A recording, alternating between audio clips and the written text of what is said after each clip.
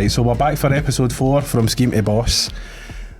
This episode's going to be a wee bit different, but it's going to be the same, so I'll pass you out to James.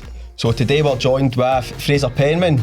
Fraser, as Alex says, the podcast is called From Scheme to Boss. Where you fae and what'd you do? Afternoon, pleasure to be here, gentlemen. Thank you for having me. Cheers for coming, my name is Fraser Penman, better known as the World's Most Unique Hypnotist and Mentalist. I'm from just outside Glasgow, and I don't know, I suppose my job, you could say, is a real life wizard. And to sum it up, I'm a clinical hypnotherapist, mentalist and stage hypnotist, I suppose would be my title. Well, that's good. How did you get into it?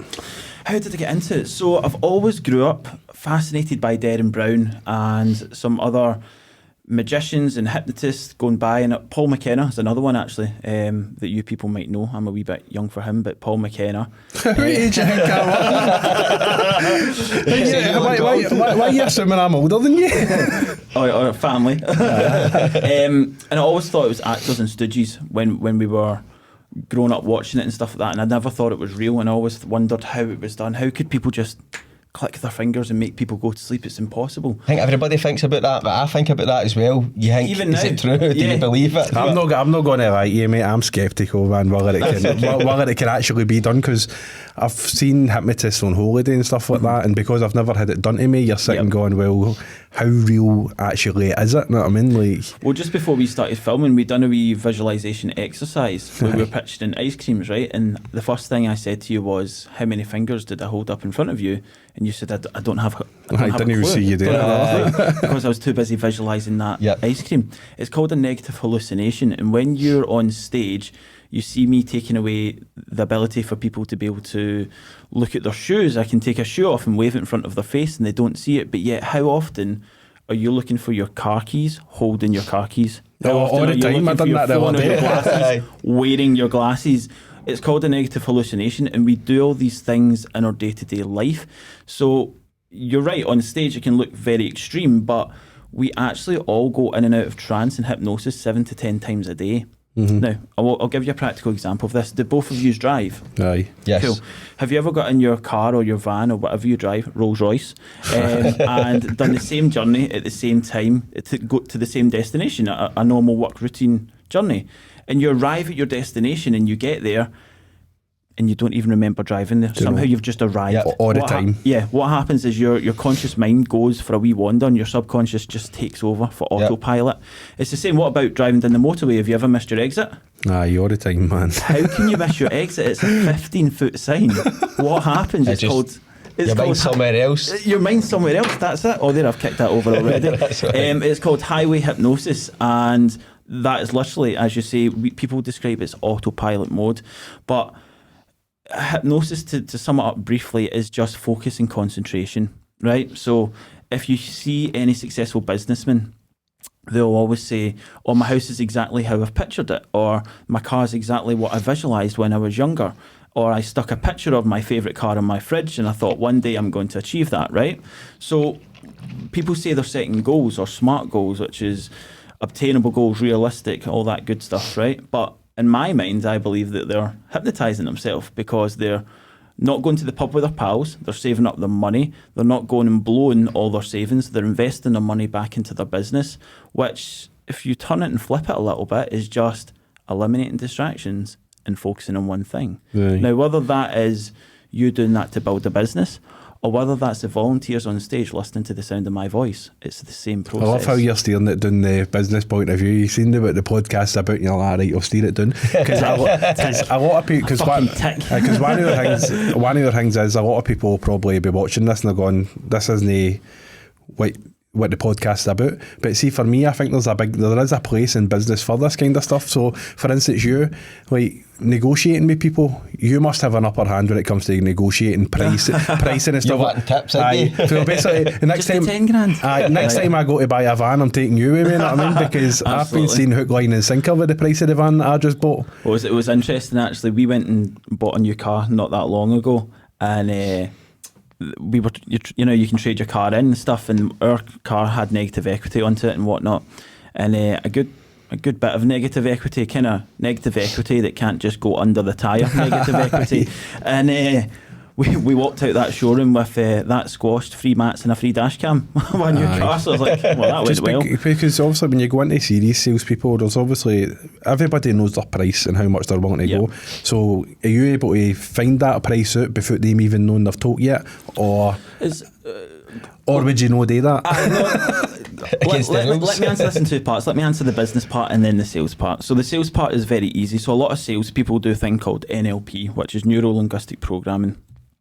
And it's very similar to kind of hypnotic language patterns, and it's about how you speak to people and how you approach people. And I always do a lot of corporate work, and I don't know if you've ever worked in sales, but the first thing your boss will say is get in the mind of the customer. Think like speaking about that today. You've got to get in their mind. Got to get in the mindset of the customer. So this is hypnosis is absolutely everywhere. Could I necessarily change what they're going to give you? No, I'm not as much as people might think, I'm not a con artist. I'm definitely not a magician. People always think a lot of the mentalist stuff and stuff you do is magic. I can't even shuffle a deck of cards. Useless. Derren Brown, is he a bit of a magician? Well, this is the issue. A lot of magicians come into hypnosis after a background of magicians. I've done it the opposite way. I've went into hypnosis and then went into the kind of people profiling, psychological illusion, but I've never done magic. I can't do magic. I've never wanted to be a magician. That's never fascinated. But what did fascinate me was being able to program and plug a message into people's minds, not with hypnosis, this is with mentalism, by the way, just for the people that's getting hypnotised in the next coming days. I spend my life saying it's not mind control, and here I've just said on there, plugging messages into people's minds. I always found it fascinating how you can influence people to think a certain way, but not so much for negativity, but for positivity and whatnot. Well, that's the side that I love. I love the idea that you can get the upper hand, get into basically negotiations, or if you've got a boss who's maybe been leading you down the garden path saying, I'm going to give you a wage rise, I'm going to do this, I'm going to do that, you would know, like, you could pick up on stuff to go, this guy's full of shit. Yeah, there's a thing called 30 seconds first impressions. Now this works whether you're going into a room or a person. So for example, you turn up and see a room and you might see there's a spotlight out in the back, or there's a bit of carpet tuffed up to the corner. Now you're looking around that room and automatically, subconsciously, your mind's went, I've lowered the rate of my expectations for this. If you come in and you see somebody and it's the same when people inquire from me. So I'm very much planned and organised and structured in my life, and when somebody comes back and they have notes to say, look, this is going to be the topic of conversation, this is where we're thinking of going for it, here's the venue, here's the date, blah blah blah, and again, get you from all platforms. That to me is impressive. That to me is somebody who's got their shit together, knows what they're doing, knows the direction of where they're going. And then you can get other people that come in and say, we'll do this, or we're not too sure a date, we might be able to do this, but we'll need to come back to you on that. And of course I get planning and calendar and stuff like that, but you know which one knows where they're going, and then the other one who's just woke up at 9 a.m. at night, 9 a.m. in the morning, and thought, this will be a good idea, let's try and fling this together, you know. I'm a bit of both of them. Well, I am as well, actually controversial. I am as well, but I'm getting sidetracked, but let me go back to the hypnosis and how I got into that. There's kind of two aspects from it, and the one aspect I've not actually ever spoke about was I used to work as a personal trainer.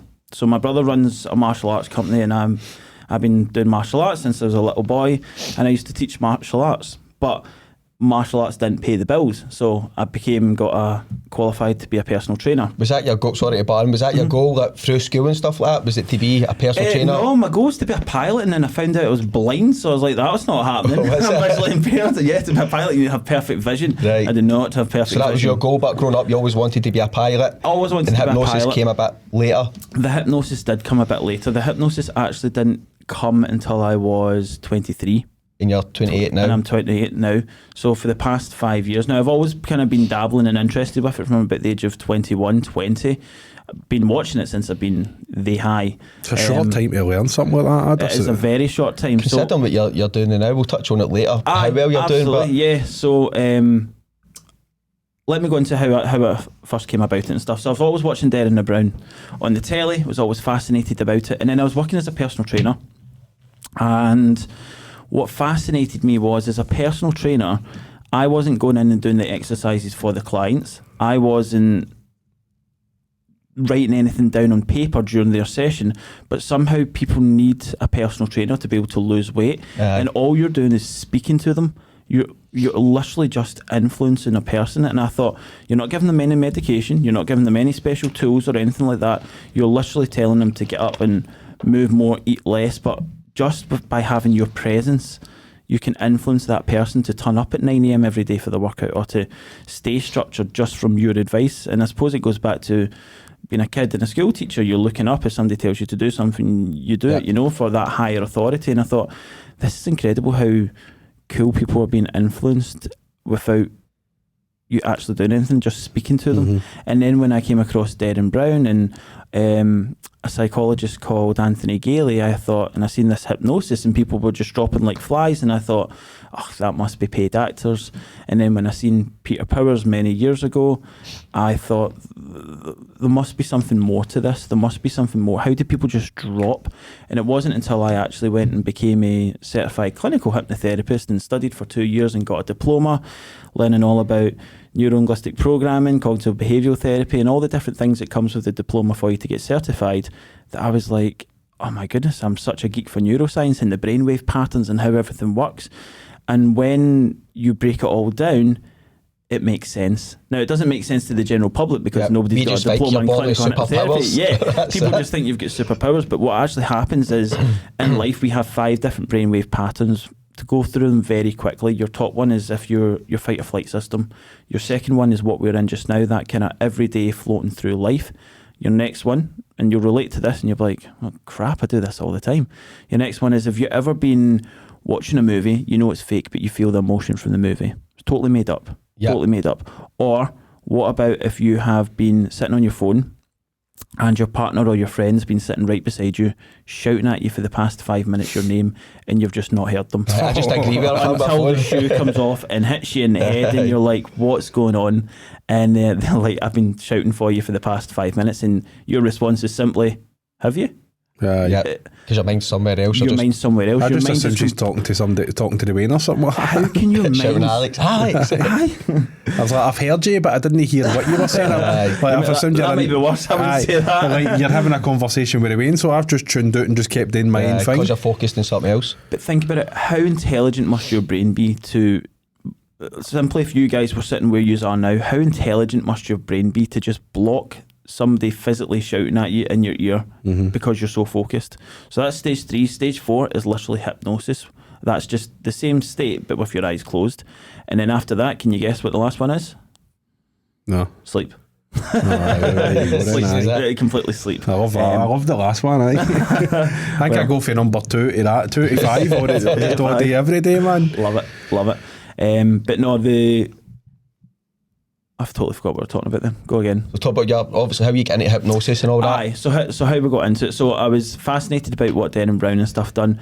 However, when obviously having the albinism and whatnot, I got quite a bad time at school and whatnot, and my self-confidence was very low. So I didn't always kick about or laugh looking like this. Sorry, you can laugh, we're not sensitive. For about 10 years, I spent dyeing my hair, wearing fake tan, wearing makeup because... Is this your school years? Yeah, going into the school and years. stuff? And you'll say, what's this got to do with hypnosis? We will get there, I promise. No, I wanted to ask you about your journey when you were younger anyway. How was life like when you were younger? Because one of the things we always talk about is schools.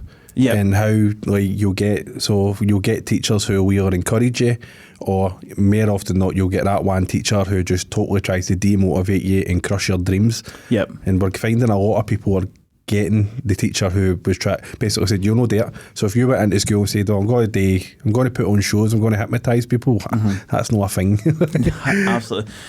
It's sad for me when I think back to school. School's some of the worst memories I ever had, and not for the reason of teachers or anything else, but simply bullying. And it's worse. I'd hate to be 10-year-olds now in this generation, because it's now social media now things went from in person to media. But school for me was horrible in the fact that my first early memory was probably about primary 4, round about age 8.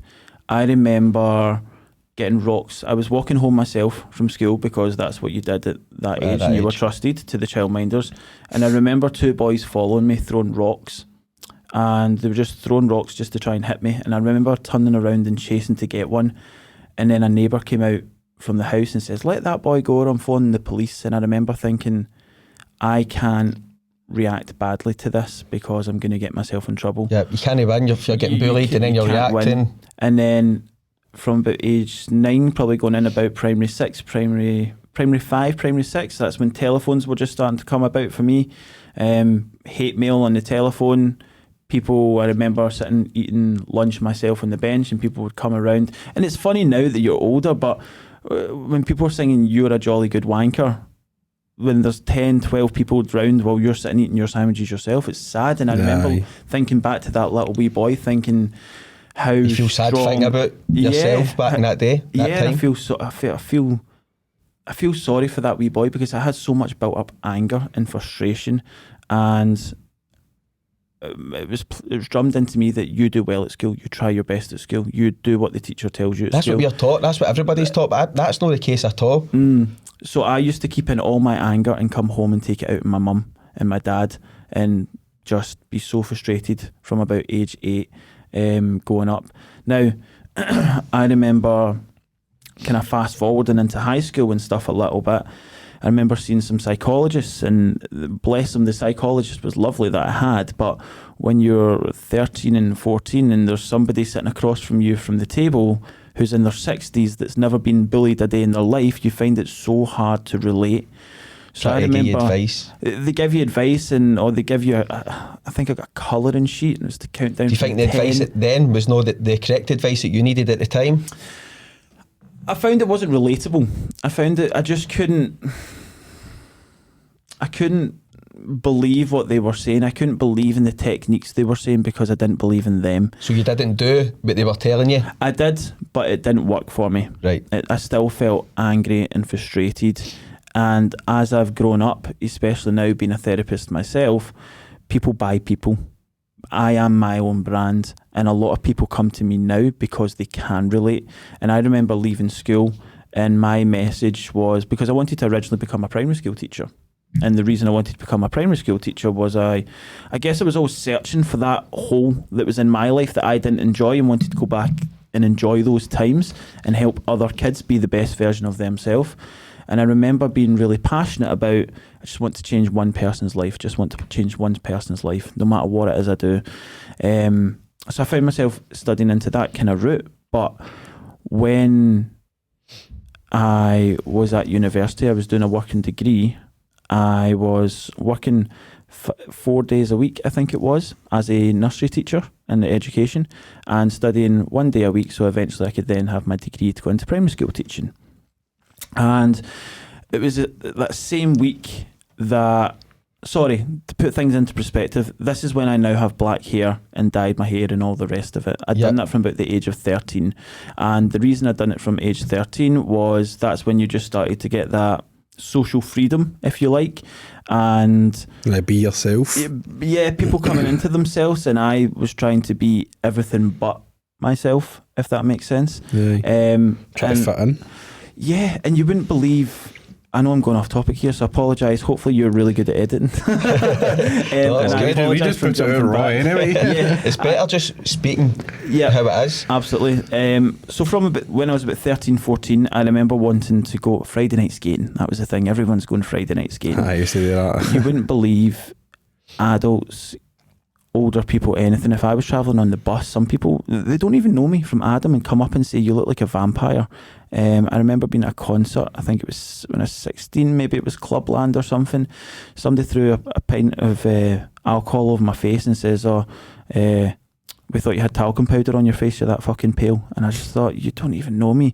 So from about the age of then, I wanted to start fitting in, because I was just like, I don't want to go out in public, I want to blend in. That must have took your confidence to an extreme low. It did, and this is where we're going. So when I was at university, I'd been dyeing my hair and wearing makeup and fake tan, and I identify as a heterosexual male, as a straight male, and it was tough in my family as well. They're thinking, well, it's not really common People back just then assuming to be wearing, that you're not. people wearing makeup and all that. There's those questions to be asked on the home life as well. So I was at university and I was studying, and we had to do a presentation to say what education meant to us. That was the presentation.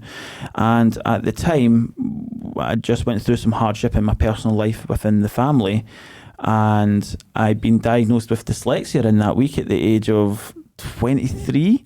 All that time, struggled through school, never been diagnosed. So in that same week, and I just had this massive mental breakdown that I've been living a lie for the past 14 years. Like, I'm so unhappy.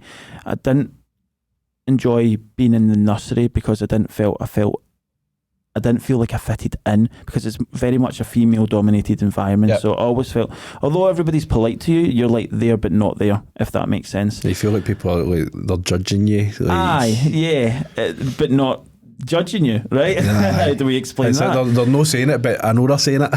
And I know now, doing what I do, that communication is so important, because it's not so much the stories that we tell each other, but the stories you tell yourself. And this is what comes from a lot of mental health, and we'll touch on that later on. But yeah, so I just felt like I just didn't belong anywhere. So I just had this massive mental breakdown, signed myself off work, and started watching videos of suicide on YouTube. And at the age of 23? 23. I had my first suicidal thought when I was probably about 12. So that was only 5 years ago? Mm-hmm. That's a dark place to be in, I mean. Very dark place. I think it's mad that there's videos on YouTube but you can actually watch it at. Oh, aye. It was really strange, because going back to, I think my very first time was, we'll break it into two formats. So at primary school, I was very, very unhappy. And I remember trying to jump out my bedroom window when I was 12, and my mum stopped me. And then you kind of plod through life, and the bullying was still there, and as you do, you grow up. And then I started dyeing my hair and fake tan, and then as you do, you go and get a job and go to university, but the baggage is always still there. So then it was the summer holidays. So I was term time in the nursery, it was summer holidays, and I had just moved out into my first flat, and I had nothing but time. Couldn't go out because I was skint, because I just got my first flat. So it ended up that the days just started blending in together, and the blinds then didn't go up, and then the bins didn't get took out, and then you stopped washing. And then I started from watching suicide videos on YouTube for half an hour a day to 7 to 9 hours a day, and it just totally concealed me, to the point where I decided that I was going to commit suicide. I was so unhappy being me. And the problem I struggled with was I wasn't bullied for being fat. I wasn't bullied for being poor. I was bullied for simply being yourself, being born, being yourself. Yep. Nothing I could change about me.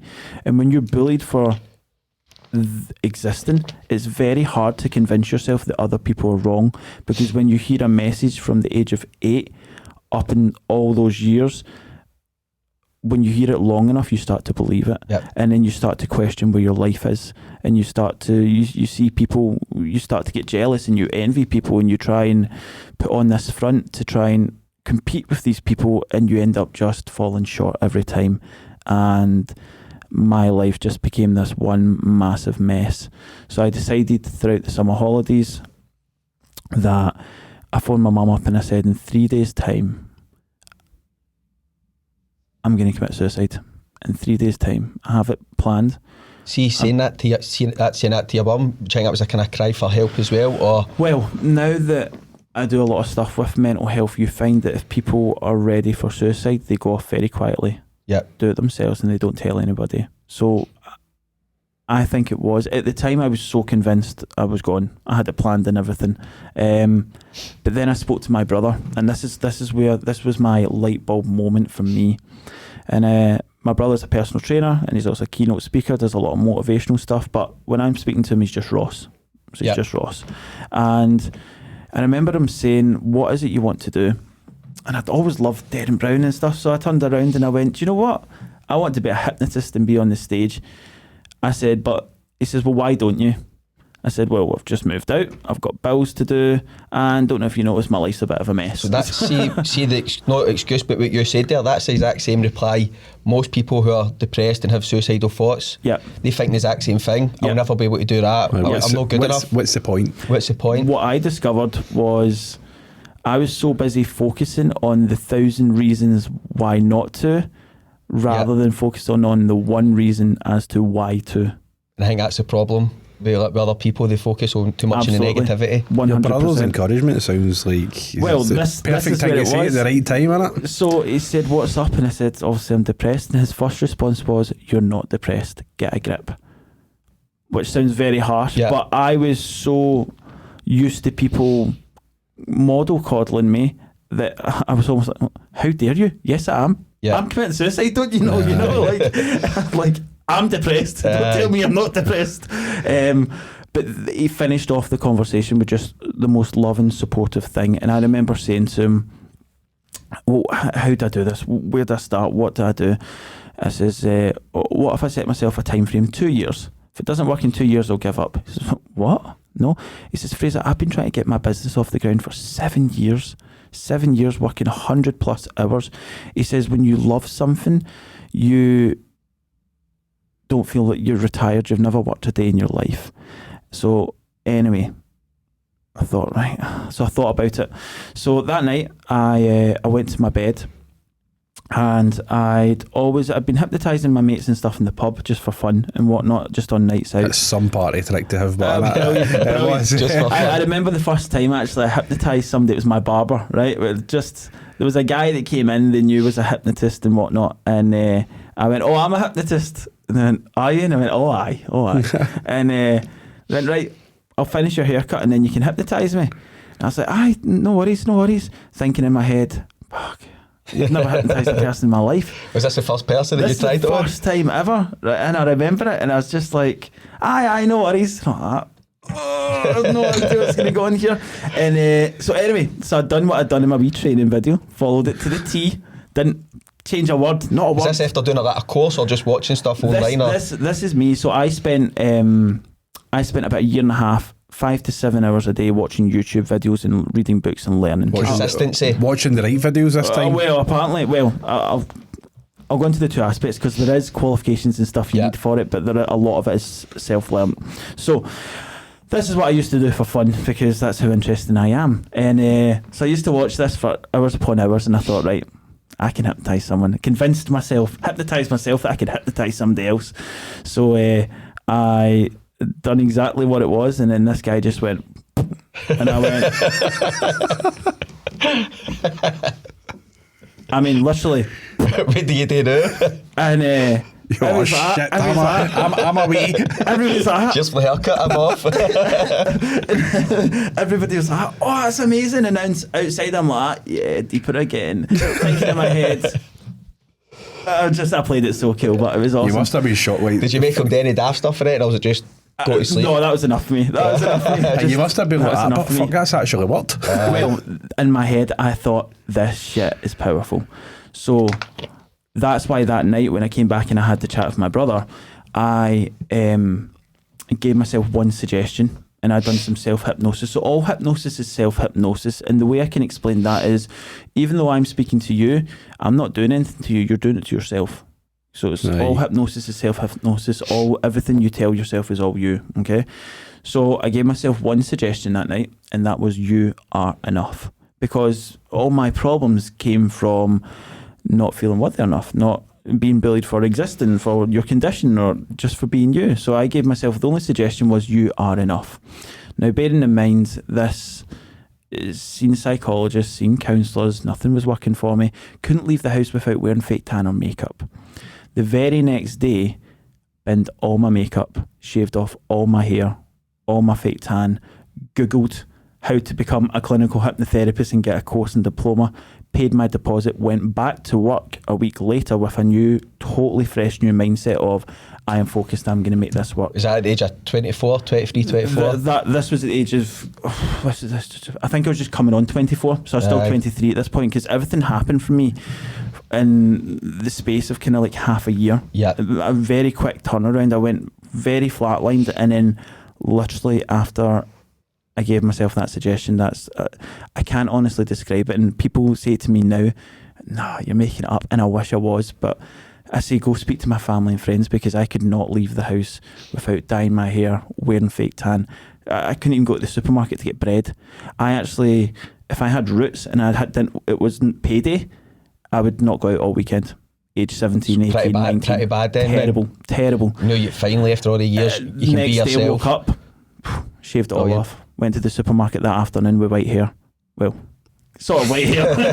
And I've never looked back, and here we are 5 years later. Diploma, hypnotised people in Germany, in New York, in the UK. I've been invited to speak at conferences. I've got an agent, and I'm touring all over the world doing my shows 5 years later. How did you find that? So obviously, like, your motivation and all that, I get you. Like, so self-motivation, that's great. Yep. But putting on a show, I mean, even us coming doing stuff like this, like, like I mean, we're only 4 episodes in, and we're getting a wee bit more confident at it as the episodes go on. It was all going well, and then episode 5 is all but being able to go out there and just put on a show, like, go out in front of thousands of people, I'd imagine there's no limit to how many people you're going to be willing to go out in front of now. No. So if you find a venue and they've got 6,000 seats or 20,000 seats, you'll go out and you'll do it. Like, how do you get the confidence to do that? Out in Florida, they do big state fairs and stuff like that. You can have 5,000 in the audience. Brilliant, love it. Bigger the better. Absolutely brilliant. So did you do that in Florida? I'm going to Colorado. Yeah, going to Colorado later on this year.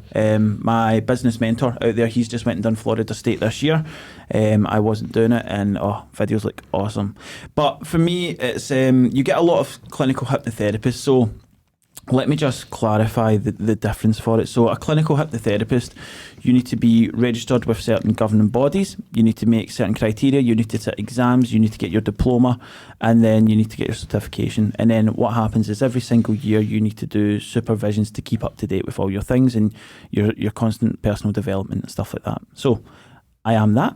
The stage hypnotist, you could be a stage hypnotist. You could be a stage hypnotist. There's no qualifications to become a stage hypnotist. That'll be my new business venture. The amazing Alex. Fuck off. Oh, you steal his ideas. I know. Tell me how you do it. I know. Amazing, But is there money to be made? If I can make money for it, I'll do it. All at all, man. Thanks for coming. See you later. I know it's the business opportunity coming out of me, man.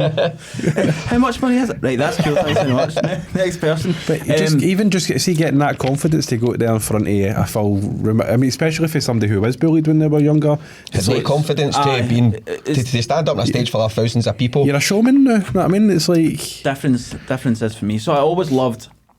I used to do musical theatre and stuff when I was younger, so I was used to being on stage and learning lines. Seen that, Butlins at 10-year-old. Butlins 10 years old. I played Wonderwall with my guitar. So they got offered you a band, and I said no. I'll play my guitar. Loving it. That footage needs burned. How did you know about that? I've done my research, mate. I've done my research. How did you know about that? Just speak to my mum. aye, well, she's here.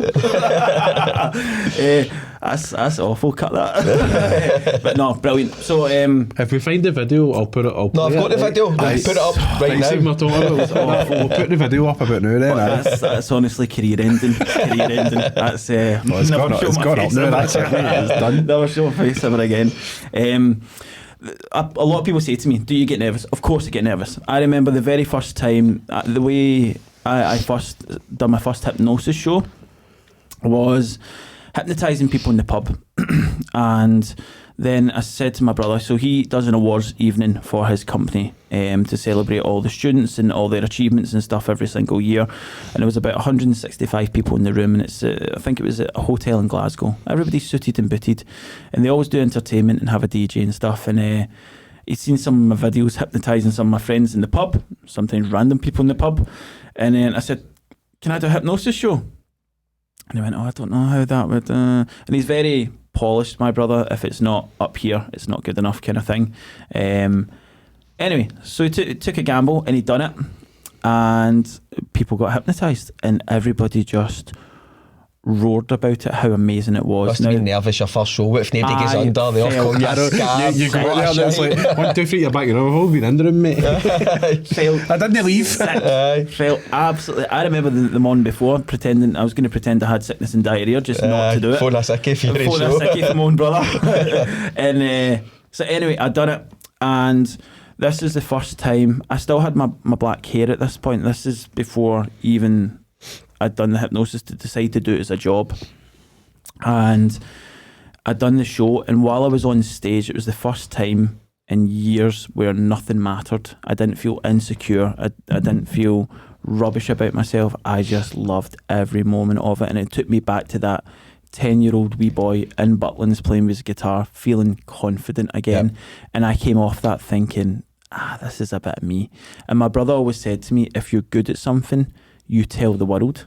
And if you're great at something, people tell you. And I never wanted this to be a business. This was never my aspirations up until that very last point. But even before I got to that point, people were asking if I can come to their Christmas party or their birthday party. And I was like, aye, sure, why not? And I was doing all these little wee gigs and shows and stuff like that, never intended, and it just kind of naturally built up. Then when I kind of shaved off my hair and whatnot, I learned a little bit more about business and USPs and whatnot, and then it just took the media. Did you get somebody, like a mentor, to help you? Because for having a business background, learning about... Yeah, so I'm very fortunate. My mum's worked in corporate for many years, and my family run businesses and own businesses. So they've kind of mentored, I had a little bit there, yeah. But a lot of it was me networking. I can't scream enough how much your network is your net worth. We say network is massive, and I remember going to networking meetings for like plumbers, merchants, and just things that don't even apply to me. I'm like, I'm going because it's going to draw heads, it's going to draw attention, you know. And it's simple. Like, let me do something with you just now. Do this with your hand. Do a thumbs up. Do a thumbs down. Thumbs up. Okay sign. Put it in your chin here. Your chin's here. Power of suggestion. You did that to a corporate room. Yeah, you know, people remember that. I'm raging that I fell for that. Do you remember nothing else? I wanted to get back. I'm raging that I fell for that. I was too busy like you see how many figures I was holding up. But you remember nothing else. You'll be like, you'll be going home tonight to your wife like, look, do this. But the best is, and I see as you're doing that there, I'm going like to myself. He's going to do something. He's going to do something like that, but I'm not going to fall for it. You're expecting it. I'm fucking sitting there like a funny. I know. In a minute you'll be licking your shoe. So. What was your question? Your question was, did I get nervous? So I do get nervous. I even get nervous for stuff like this. I get more nervous for stuff like this because this is about me. It's about you. See, when I'm on stage, people aren't looking at me. If you get people jumping a boat, people aren't looking at me. If you get people sitting there thinking they're in a boat, know what I mean? Yeah, it's like people aren't looking at me. But I suppose I am the brand, I am the USP, and it's very much, I suppose everybody can, I was saying to you earlier on, people can buy people, right? And people can relate to somebody that's been through hardship and then comes at the end of it and successful. And that gets the bums on the seats, but then it's down to me then to deliver. Yep. Because as soon as you hear about a hypnotist or mind control or whatever people may frame it, it's my job to get people want to come up on stage. If I don't have anybody that wants to come up on stage, I don't have a show. People must be quite open to it, but because I remember going to see Peter Powers years ago, and it was like, who wants to come up? And everybody's just. But how many people are in that room? You know, so 800, 1,000. So, see, when you first become a hypnotist, if you don't have an agent, you don't have management, you don't have anything, you're not getting those rooms. You're getting the. I remember one of my first gigs was in a pub. Oh no, not name the pub, but it was in a pub, and the pub was no bigger than this room. Okay, to put it into perspective, just an average pub, a small average pub, and I said, I'll do it for £20. £20, have me. I remember phoning up pubs saying I'll do it for free. I'll do it for free. And then I got a mentor and they said, do nothing for free. But I remember phoning pubs up and I just wanted that stage time. And I said to the guy, I said, yeah, that's fine. He says, yeah. He says, we'll advertise it. We'll put it on the big screen in the pub. We'll get tickets. And I said, well, you need to get tickets because hypnosis doesn't go well unannounced. You need to get tickets. It needs to be a show. So anyway, it's so bad. So I wasn't convinced in my own head. So I know that once I've hypnotised somebody, they're very easy to go back under. So I brought my friend with me. So I thought, if all comes to worst, they'll volunteer, and I know you'll get hypnotised because you've been hypnotised before. So I had to buy him a few pints, and the 20 quid that I made went back to him. So I bought my volunteer for that time, which is terrible because you don't ever do that stuff. But anyway. But when you're first starting off. So anyway. When I first started cleaning, I was messing my house up, taking before and after pictures and getting letting agencies for a portfolio, so you've got to do things like that at the start, haven't you? I wrapped my own kitchen. Well, there you go. So we turned up to this pub and I'm setting up my equipment. And there's something on the telly and I'm moving the chairs and this woman says to me, she's about 60, she said, "Excuse me, love, can you put that chair back? Because I need that because my pal's coming." And I thought, well, this isn't a good start, is it? Like, if you don't even know I'm setting up these chairs. And there was honestly about 11 people in the pub at the time. So I says to the owner, I says, when are people coming in? Aye, they'll come in. It'll get busy round about. I said, "And did you sell tickets?" "No, it's always busy on a Thursday. It's always busy on a Thursday." I said, "But we discussed it. Right, I'll need to go there now. I need to go in the back and do the books. Good luck with your show. It'll be great. It'll be great. There's the speaker. You know how to plug yourself in." He's no caring, is he, man? So anyway, so here's me going up on stage. Boom, boom, boom. The telly's still on at this point, by the way. The telly with the football's still on at this point, right above my head. So if you imagine I am the stage, that is the telly. Your nerves must have been shattered, man. So it came to the point where I was like, right, and who wants to come volunteer? Tumbleweed. Honestly, tumbleweed. I just wanted the world to swallow me up and die. And nobody came and volunteered. Eventually, I think I got 3 people for the show. I eventually got 8 people out their seats and 3 people in that actually got hypnotised. And I came back from that show and I remember the first thing I got in the car was, I'll never do another pub. My show's made for the bigger theatres, the bigger productions, the bigger things. So I ended up doing about another 40, 50 gigs just like that of 10 people turning up, 7 people turning up, but that's where you build your graft and that's where you build your... It's when things go wrong that you can see if you can hack this, because things do go wrong. Things go wrong all the time, but it's whether you let people know they're going wrong. Something went wrong when you've hypnotised somebody and it's no went to plan. Did you ever get any snagging?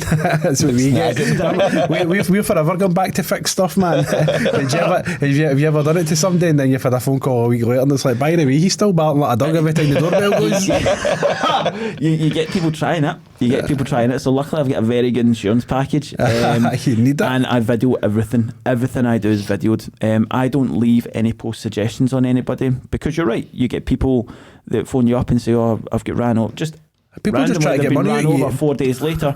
"Oh, I'm still hypnotised." Are you? As soon as it goes to court and I've got the video footage of me removing the suggestions, can't get sued. You can say something, put it in somebody's mind and just make them act stupid, act silly, just because you're speaking to them. Well, so I want to explain the process for this, because a lot of people say I'm doing it. I'm not doing anything. Right? It's them. So think about it, right? And I probably shouldn't give away this secret, but I will. Alex has started his own company, remember? Aye, just be an arsehole. Amazing Alex. Amazing at Shazam. What's your catchphrase? Oh, don't know yet. What would you say? That's a wrap. Aye, that's a wrap. I'm going to go to customers like that. You do want a kitchen wrap. You do want a kitchen wrap. Shazam. Aye, that'll be me, That's man. hilarious. So, right, think about it. So as I was saying, hypnosis works on numbers, right? Hypnosis works on numbers. It's not a lie. Can everybody get hypnotised? Absolutely. If they want to be hypnotised, you can be hypnotised. I'm confident itching to get hypnotised. You can be hypnotised, right? So try to hypnotise us at the end of the podcast and we'll get it in camera. Absolutely. See if it works. I'm also going to do some mind stuff that I've already planted that you don't know about yet. So, everybody can be hypnotised, but it's to what degree? Now, if you think about it, in a hypnotherapy room where I'm helping people lose weight, anxiety, depression, become the best version of themselves, I don't need them up performing. But in a theatre perspective, people have paid money, they want to see an entertainment show. They want to see it. So you're looking for very animated and exaggerated, and people have great imaginations. Now, people always say, "Oh, I pick people." No, I don't. I don't pick a person, which is why I walk on stage kicking myself every single night, because if nobody comes on, you've not got a show. I can't sing, so I don't know what's going to happen, and that's luckily never happened to me. I've had one person, but that one person's came up because they wanted to get hypnotised. What happened? They got hypnotised because the want was there. Now, break this down, right? You have a show coming up. So I'm headlining the Edinburgh Fringe Festival for 13 nights. 150 people in the room every single night. What's that? How many? A couple of thousand over the space of 13 days? Take your word for it. Right? I'm not doing that maths. 150 times 13, right? So the tickets have got a price on them, right? So what happens is you start to see the banners, you start to see the posters, gets you excited. Then you get excited, you look at it for a little while and you think, all right, I'll maybe spend my hard-earned cash to get a ticket. So you've now turned up for a ticket. You've planned it. You've maybe planned a wee day. You've set time aside for it. You've spent your money. You're now there, right? 50% of the room is going to be there because they want to see people getting hypnotised. That's why you bought a ticket. 50% of people will be there because they're curious about hypnosis. They maybe want to volunteer. They're maybe open to the idea of volunteer, but they're not sure. Okay, so the want's still there. Then when I'm talking about on stage, I'm then taking away everybody's phobias and fears. They're thinking, oh, is it mind control? Is it this? Is it that? I've now cleared all that up. So the answer into their head was, oh, if I was curious about volunteering, I'm definitely volunteering now because everything I was worried about, he's just cleared up. So when I come to ask for volunteers, they willingly walk on stage. When you willingly walk on stage, you've signed a contract to me that says, I want hypnotised. I give you permission. So it's started from months prior. It's already in their minds because they've seen the poster, they've got excited about it, they've spent their money, they've then turned up on the night, they've then, of their own free will, went and came up on stage. I then do my psychological things that I need to do, and if I see that they respond well to them, they're gone. It's mad, isn't it? Mind is everything. It's not just sleep. It's here's that process subconsciously that's been happening for months. Yep. So that's why it's so easy. And then as you go, I'm then looking for signs to see how you respond to see if I'm going to keep you or not. Because everybody comes up on stage, I don't keep them. I remember I'd done a show in Glasgow. I think it was only for about 80 people, and it should roughly be about 10% of the room. So I should have had 8 people up on that stage. I had 19, and I kept all 19 because people were so excited for the show. I had done a show and it sold out in 2 days. 2 days in Glasgow, it sold out. And you must be proud of yourself how far you've came. And for anybody else that is struggling with mental health, depression, it shows them there is light at the end of the tunnel. Absolutely. Running a business is the hardest thing I've ever had to do in my life. But it's Tell been me about the most enjoyable thing I've ever had to do in my life. You wouldn't believe the hours you need to put Somebody in. that's depressed or they're feeling suicidal, they're not always going to want to run a business. So if you get any advice? And that's the amazing thing for it. My advice is put you first. Put you first, because I think you'll agree, any entrepreneur, you need to be selfish in a way. And it's hard and it's difficult, but if you're at that low point, I am visually impaired. I've got a disability. I look a bit different than most. I didn't have any clue how to run a business. I'm dyslexic and I'm doing it. Selling shows up all over the world. I'm doing it. And yes, there is an element of luck to everything, but it takes 10 years to become an overnight success. You need to put yourself in that scenario and that. And if you're unhappy in your situation, only you can change that. Now, there's one thing in life that's guaranteed every single day. There's only one thing in life that's guaranteed every single day, and that is the sun will rise and the sun will set. Everything else in your life, bar illness, is a choice. Yep. So if you're not happy in your situation, change that choice. You might feel that I don't have any money, I'm skint. Like me, just bought my first house. I had not a free penny. Not a free penny. Go do something to change it. Nothing's going to change, so you need to try and change it. That's some birthday care shite right there. Find a way. Birthday care shite. You're licking your shoe about 10 minutes. You're licking your shoe. You're stealing my business. Birthday care pish. Aye, your birthday care pish. Mate, but it is good to know that there is light at the end of the tunnel, because running a business as well is going to be hard on it, and you're going to come across things like you might go to a show and it might not go that good, and you're putting yourself out there on social media. What's going to be better, the Alex one? Aye. But you're putting yourself out there on social media and you're going to get trolls. You're going to get people that all of a sudden they'll have something to say about your appearance. Do you know what, his mob was getting it stinking the other day. Somebody called his mob Fringe McNinge. Fringe McNinge. Do you know what, it's weird, right? So I went viral on TikTok. You, by the way, bringing that up. Hilarious. So you went viral on TikTok. I went viral on TikTok twice in the last 3 weeks. Well, you've been going viral again, right? Once we get a wee bit of sad music behind you. Oh, no, we'll be away. And people in the comments, loads of abuse. I've got a lot of shite. Do you handle that better now? Pish. Well, so I've learned, so politely reply to your comments, right? be savage, but politely do it so that it doesn't affect your business. Yep. So, for example, I had a comment from a dog, a profile picture of a dog, right? And it was like, I've been arguing with you dogs on Facebook and all that. And it was like, this is the biggest lot of pish. People are weak-minded and all the rest of it. And I replied, we're just impressed that a dog could type this. So it's just, do you know what I mean? It's winding people up because it's going to get more interaction with your post, but it's been to a point where it's politically correct. Aye. But what I would say is, I'm quite lucky actually. I've not had any abuse from me. They've all been abuse to the volunteers. Bless them, like acting it weak-minded. Weak-minded. But then that goes back to what I was saying. People don't pay attention to me. I'm just the guide, you know. I'm the weird snowman looking guy on stage that does wizardy things until their pals are getting up.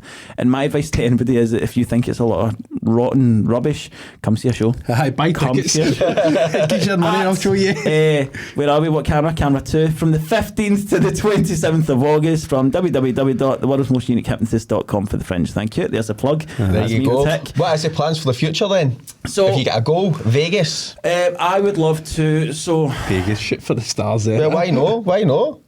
I know. What are you trying to say? I'll be in Vegas before you're in. I know. So, sorry, I'll get you on as my support act. So my next goal is to break into the cruise ship industry for like Disney and all the rest of it. You can work one show and you get a free holiday, and it's good money. And You're away for months at a time. My end goal, no. So you get a thing called a fly-on entertainer. So you do get guests. So you get guest crew, which is people that do the 6 months, 7 months, 8 months contract, and then you get guest entertainers that make 5 times as much and going for a week. That's good, isn't it? So that's the goal, but you are very high prestige to be getting onto there. You better not go down at the pool, man. You get burnt. Yes, I know, but absolutely humped in it, just blending in. People thinking there's a handrail that's fell off. There's a guy holding this boat. I know. Why is that hot tub moving? It's just lying out. So my goal is to do that, but my end goal is to be able to do. I've started doing theatres this year. Started doing a theatre too. So we've got Edinburgh, and then I'm doing. I don't know if I can announce this actually. I think it's an exclusive. Right, 28th of October we're headlining Bathgate Theatre, and then 2024 my diary is lined up for going around the UK to lots of different theatres for the tour. In the space of about 4 years, you're smashing it. You're doing absolutely brilliant. Getting there. But that's what we're saying, and. If you're struggling, then if I can do it and I'm a little bit odd and weird, then everybody else can do it, you know. But you need to be prepared for the negative feedback, and you need to be prepared for the 5,000 emails that you're going to get and the 5,000 no's. It's the one yes that matters, but it's the not giving up. You need to love something and be passionate enough about something. You've got to be consistent, haven't you? Yeah, you get out of life what you put in, you know. But the biggest advice I could give anybody is it's not too late. It's not too late, because I was 22, 23 before I found my passion, and look what I've managed to do in 5 years. What I've done in 5 years is nothing compared to some people climbing Everest and stuff in 5 years, you know. So I look up to people who've been running their businesses for years. So it's not you're better than I, or I'm better than you, or anything else. Surround yourself with people that you aspire to be like, and that is the best help you'll ever get. I think a lot of people, that is a problem. They think I'm too old now, I can't date now, can't start a business at 28, 30. Listen, if this didn't work out, I was putting an X Factor application in. That's what was happening. You said you can't sing, but so you've got a sad story. You get that. I had a bit of skin cancer. My dad left me, and it's 3 S's. We've not got long left, right? So if you want to get you hypnotised, what do we do? I want to do this with you very quickly, first of all. Okay, so brought along a padlock for B&Q. Oh. No. I get to the good bit now. We've had the stories.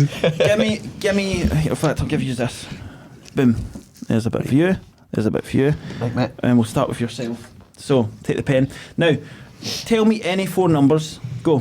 Tell Just me the first him? number. Yep. Any single digit number. 1, Go. 2, 3, 4. Give me another one. 5. 5. Which one do you want to use? 4 or 5? 4. Okay. Write down 1, 2, 3, 4. That's really unique. No, I'm not a complicated man. Right, turn over. Give me another number. Any number you want. 8. 8. Type in 8. Or type in 8. Write down 8. Give me another one. 7. Give me another one. 6. Give me another one. 9. 9. Now, that's a padlock. As you know, with padlocks, it opens up in different combinations. Now, are you happy that you freely chose those combinations, yeah? Yes. Cool. Now go. It starts from, just in case you don't know how it works, padlock starts from the top of the thing. So what was your first one? 1, 2, 3, 4. So you do 1, 2, 3, 4. Just put that in and see if it opens, and try your other combination just to see if that opens as well. Just because anytime it starts from the top down to the bottom, I suppose it doesn't really matter. But a lot of people think when you bring a padlock, they think, oh, it's gimmick torch somewhere on that. And so I'm like, okay, let's pick numbers, do whatever. Are you happy it doesn't open? That's what I'm trying to prove to you. I think you're in trouble because I only wrote 8 on the back of that. That's okay. I know, but it was 8769. Go. That was the code. Go and put in 8 and then put whatever numbers you want in after it. 8, anything at all. 7, 6, 9. Right. Doesn't open, right? That's like that, of course it doesn't. Right. Stick that on the table for me. Who would like to do this? Yourself. Right, go for it. Okay. I want you to think of a family member, like a gran or an uncle or a mum or somebody that I would have no idea who they are. Right. No idea who they are. Have you got that in your mind? Yep. Okay. I want you to think of the year they were born. Think of the year where they were born in your mind and write it down. I don't know the year this person was born. Right, I'll just go. Can I change person? You can change person. Right. You're hard work. Put it somebody that I wouldn't know, somebody that's right. Wise knowledge or whatnot. Right, you done that? Yep. Okay. Who have you got in your mind? My dad. Your dad. And why did you pick your dad? You put the pen down? Because I know when year he was born. You know the year he was born. Fantastic. But what happens is we actually form connections subconsciously to people. So obviously you have a connection to your dad, but through hearing my story today and stuff, maybe you felt obliged to pick somebody that was close to you. And did you have a good relationship with your dad or anything like that growing up? Yep. Perfect. So you might not know it, but we've actually connected in a way that makes sense subconsciously, but consciously you wouldn't know what's going on. And I'm going to explain this in a minute. What was your dad's birthday?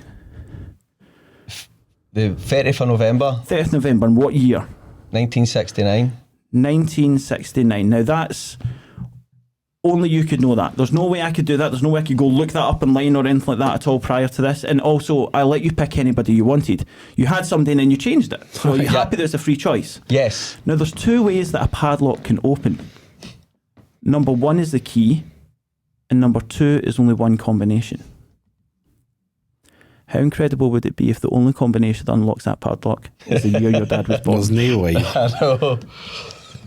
I'll give it a try. 1969. 1969.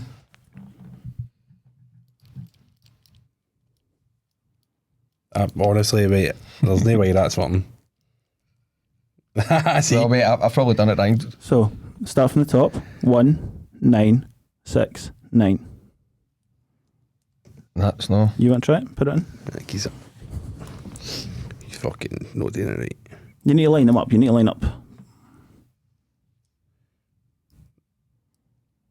we need to get the tech crew in? Is it not meant to be on that line, sir? Aye. It's meant to be on the line. The line itself is supposed to cross that line. All right. 1. Oh, we're hard work, aren't we? That's okay. 6, 9. There you go. No way. No chance. Just there's a line here. So we were doing it up the top. There's a line there. Even then, right? How? Now go put that padlock back in and change the numbers. And now go put You were so confident that was going to work because we couldn't get that and you weren't panicking. Because I was looking there. Mate, there's no way. That's I'm putting that in again. Well done, man. I'm double checking this. Go for it. 9. It's the only combination that goes. It's mad because at first I picked my uncle, but I don't know his date of birth, so I changed it to my dad. That's why I'm a mentalist. That's why I do what I do. That's mad. Wait, that's mental. That's mad. You set that on the table, keep it as momentum. That's class, man. Brilliant. Because I don't know. So you had that code in there? That's the only code that opens up, yep. That's why I said lock it back up and clear it in. There's no other code that opens up apart from 1969. 1969. Right, can you hypnotise him now?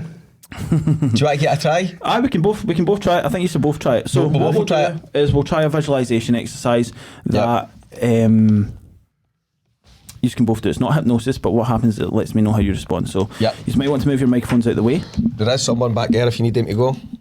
What's that? There's somebody back there if you want them to go in case you put them under a spell as well. No, they're absolutely fine. They're absolutely fine. I must say on the podcast that this will not affect you if you're watching at home.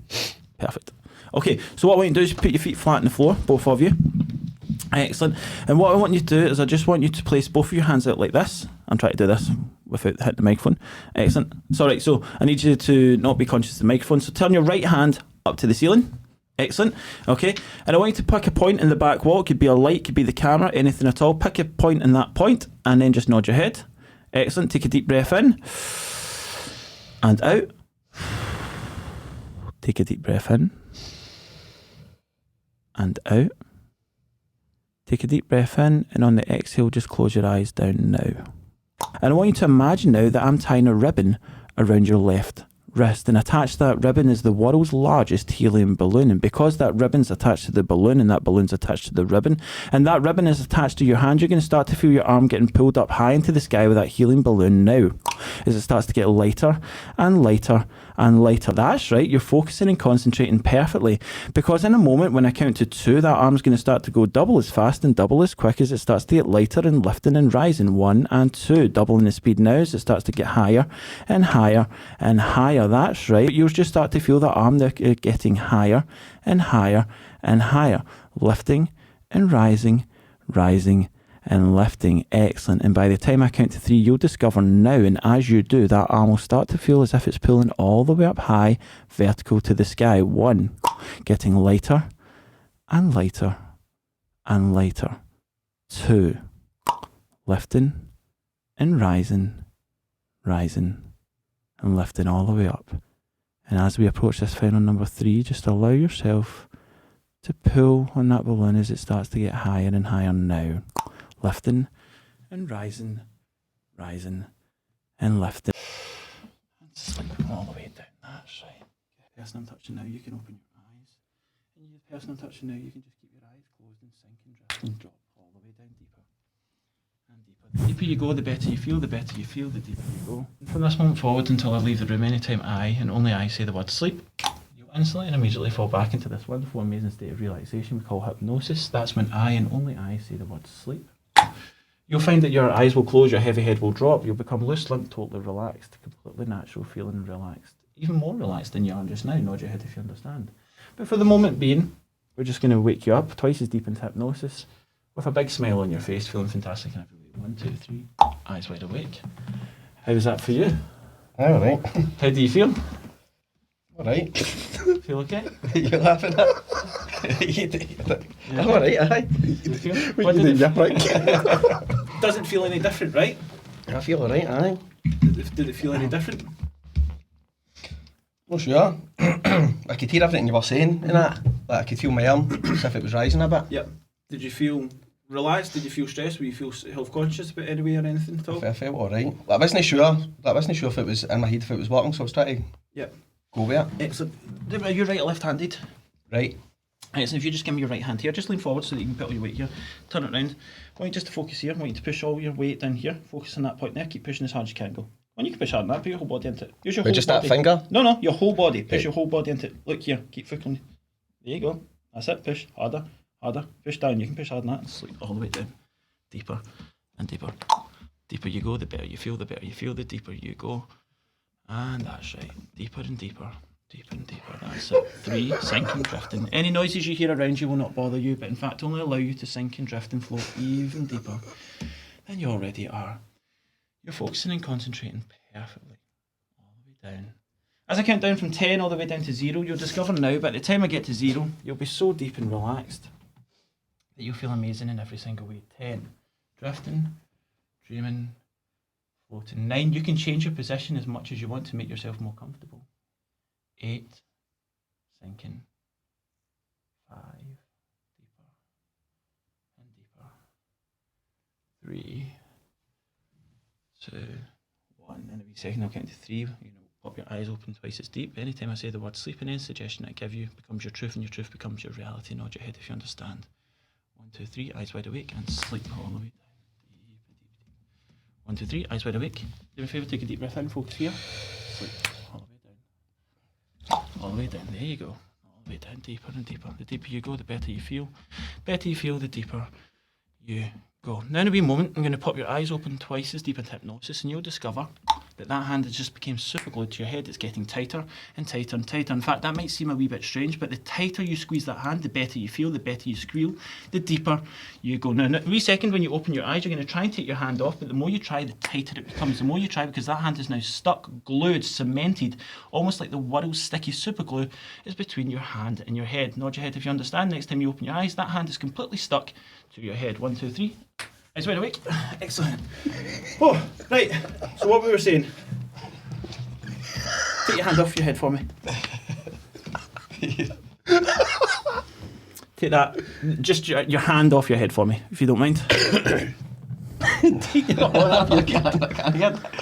I just feel normal. Yeah, of course you do. Now, the strangest thing is, there is... Really, you're not acting this. You're not faking this, you're not acting this. You generally can't get your hand off your head. I'm trying to.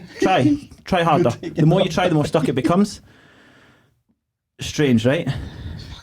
Right, there is a way. There is a way for your hand to become released.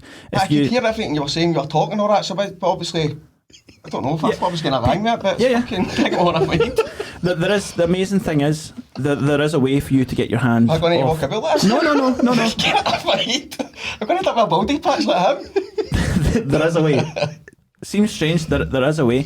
If you take your left hand and you place your left hand onto your shoe, that hand becomes released, but then your left hand gets stuck now to your shoe, stuck, cemented. That hand, your right hand can come off, but now your left hand, unfortunately, is completely glued to your shoe, which seems really weird, but the more you try, the more it gets stuck. The more you try and take your hand off.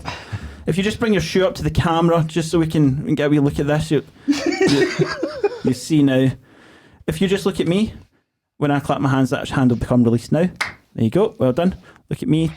Here, take a deep breath in and sleep all the way down, deeper and deeper. The deeper you go, the better you feel, the better you feel, the deeper you go. Now, you're concentrating and focusing, excellent, just all the way down. That's better. All the way down, 3, 2, 1. Sleeping lovely. Good. The more you sleep, the better you feel, the deeper you go. Now, the strangest thing has happened. The next time you open your eyes, your first name has completely vanished from your mind.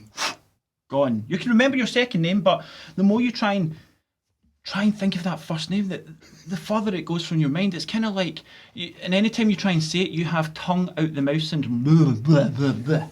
Anytime you try and remember your first name or try and say your first name, it's like your tongue has fell out your mouth. Blah, blah, you just can't remember. And in fact, the more you try and remember, the more you forget. It's kind of like, you know, that way when you can remember a song but you can't quite remember it. It's that annoying feeling. That's exactly what's going to happen. Next time you open your eyes, you have completely forgot your first name. Nod your head if you understand. 1, 2, 3. Eyes wide awake. Excellent. So, it's been an absolute pleasure coming in the podcast. Sorry, I forgot to get your name. What was your name again? I'm Alex, mate. Alex Fraser, nice to meet you. And what was your name again, sorry? Shebang. Shebang. What? What's your name, sorry? Shebang.